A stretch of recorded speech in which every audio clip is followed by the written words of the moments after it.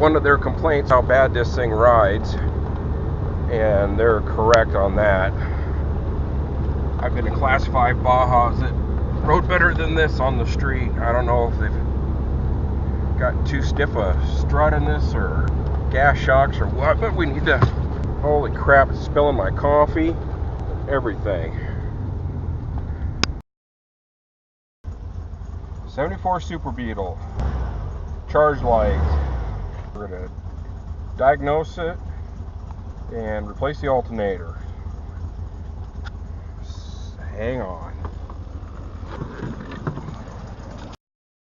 Okay, what I have here is just a depot voltage tester from Harbor. I got the car running, so I'm going to go ahead and stick my ground in. Carburetor spring here, that's a decent foot to hold it. I've taken my wire off for my alternator, or for my battery supply, so I can get a true reading on the alt output.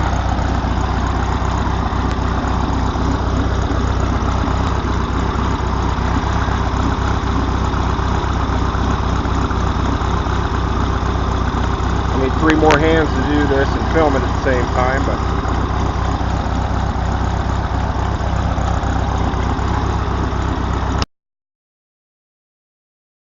alright, here we go. Try not to get any of the wires wrapped up in the alternator. What do we have? Yeah, put out 2 volts. If I rev it, I can get it up to 5, so that's our problem. I swapped out the regulator already with one I know that is good. Didn't make any difference, so there's something windings or something else internal in the alternator, so we're going to go ahead and change it out. You can disconnect the battery, which is probably the best, or what a long hose. I know, I just put this hose over my end for my battery supply, because that is hot, it is not fused. So if it touches metal, it's going to arc like mother and burn wires up. So unless you're kind of familiar with this stuff, you might want to disconnect the battery to be on the safe side.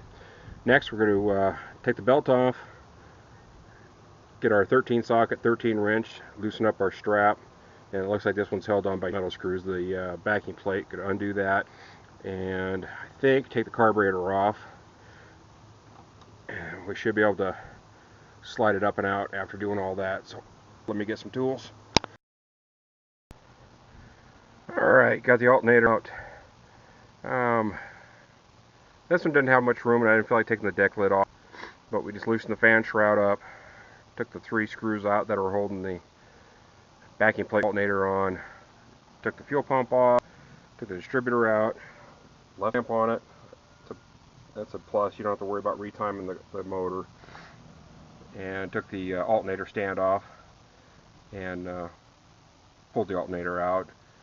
Normally I would take the screws off here on the deck lid, take it off, take the shroud straight up, and that allows me to check the cooler seals and all that, but these seem to be okay, and this one's coming back into season for an overhaul anyway, so we're just doing the alternator for now. I'm back on the road, and that's about it.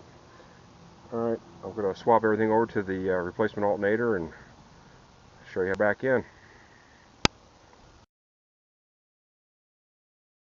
Okay, we got it all hooked back up. We're going to test the alternator's output, and again, we do not want to connect the heavy battery terminal, because what that'll tell us is just what's in the battery if the alternator's not putting out. So we want to make sure have that disconnected.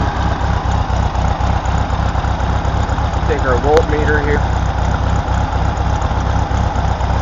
prop it up to where we can all read it. Touch the output on the alternator. Almost 16 volts.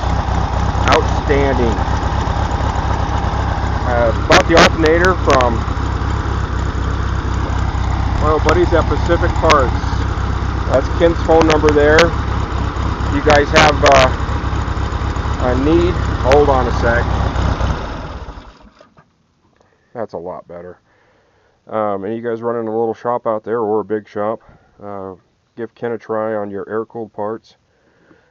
This was not sponsored by them. I've done them since, well,